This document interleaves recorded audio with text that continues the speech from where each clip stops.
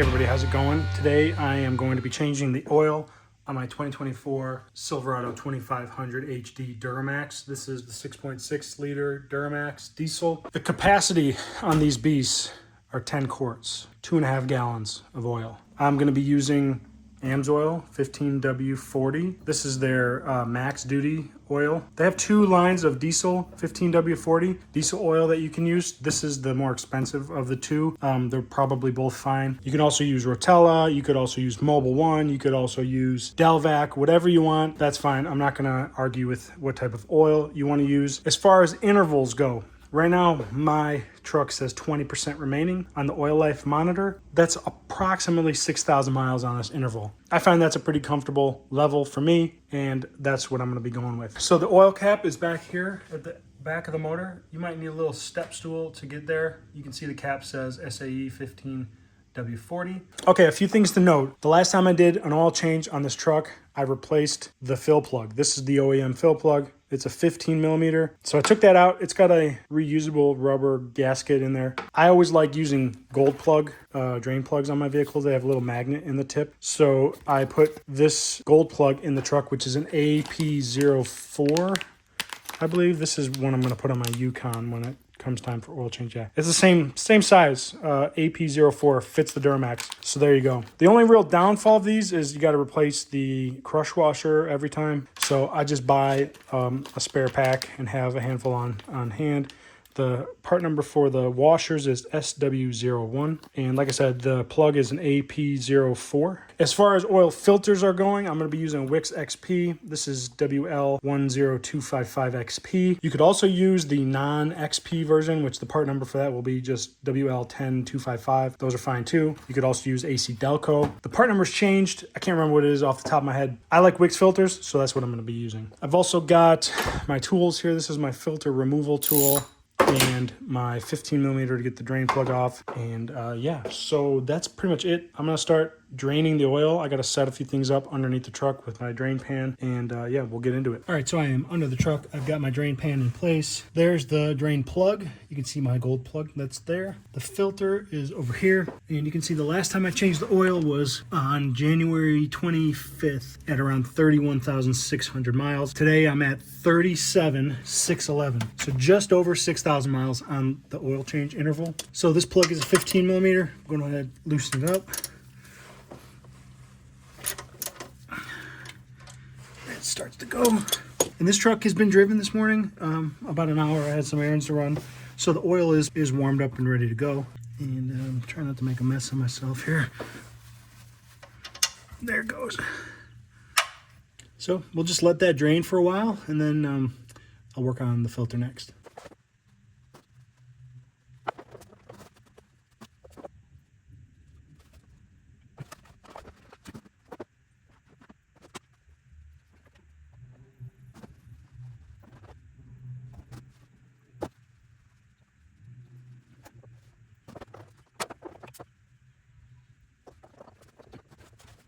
All right, we're at a slow drip here. It's been dripping for a while. I've been doing other stuff in the garage, but I'm gonna go ahead and close up the pan here. The magnet looked really good. There was like nothing on it, so I'm pleased with that.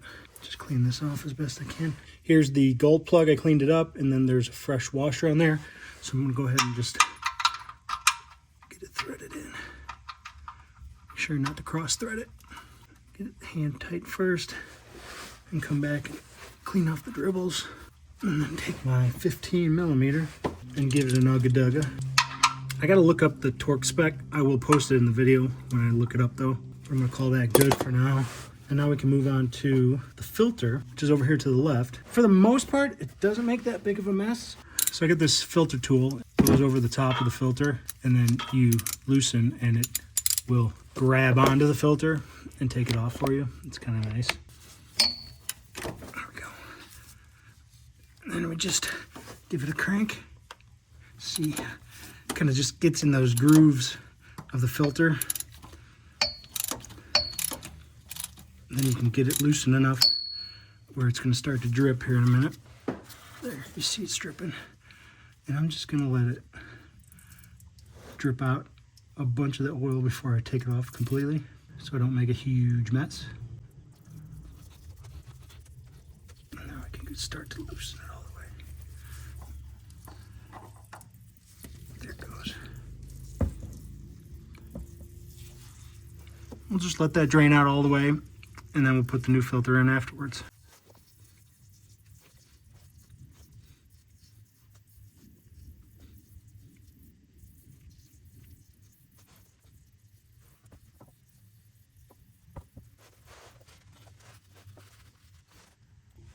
Okay, that's been dripping for a while. I think we're good.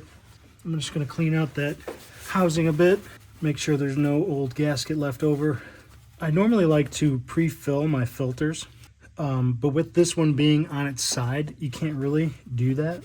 I did fill my new filter up a little bit. I mean, you could sit here all day till it's done dripping, but I'm not gonna do that. So I did fill this up maybe halfway, maybe not even halfway, but just to let it pre-soak a little bit. You can see I've got some of the fresh oil on there, but I'm gonna go ahead and just thread it and call it a day.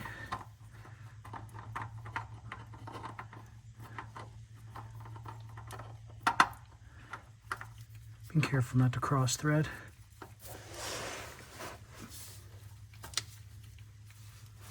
And only hand tight, so like as tight as you can get it by hand. Maybe one more, and that's good. You saw how easy it came off before with that tool. You don't want to go crazy on these filters. So I'm just going to clean up the excess mess here from a little bit of that dripping oil. And then we're going to move on to filling the oil on the top end. All right, so I'm going to get ready to fill up the oil. I've got this nice filter that has the same threads as the cap. Just a little quarter turn. And I've had this for a while, fit my GMC Canyon before, and it just threads in there so that it's nice and secure when you're filling your oil.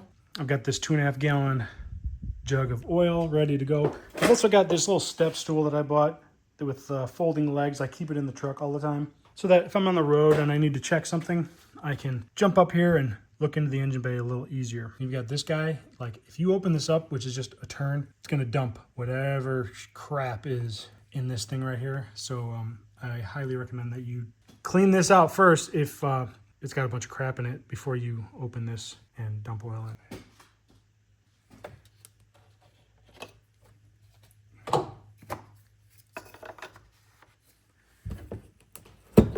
See, like there's a bunch of crap in there that have fallen in. I actually need to remove this because the 2.5 gallon jug won't fit.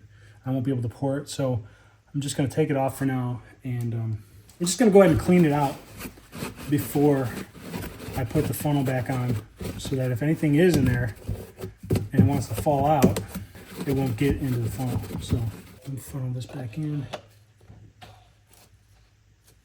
Then we got my jug of fresh oil.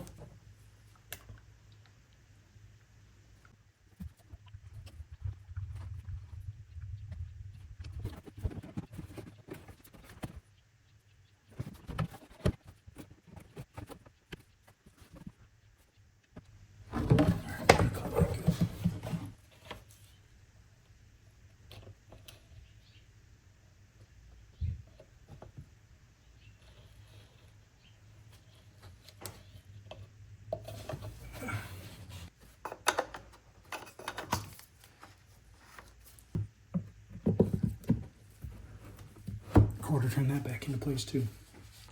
All right, so the oil is changed. We got fresh oil.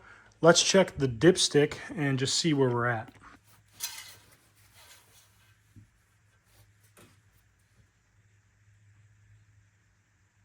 Like right at the top of the hash marks. Good enough for me.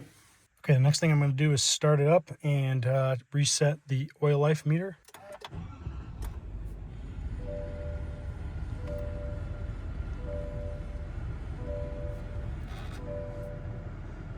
Alright, so this is about the time where CarPlay makes my audio get lost when I'm filming. So we've got good oil pressure upon startup. I'm going to scroll to the menu that is the oil life monitor.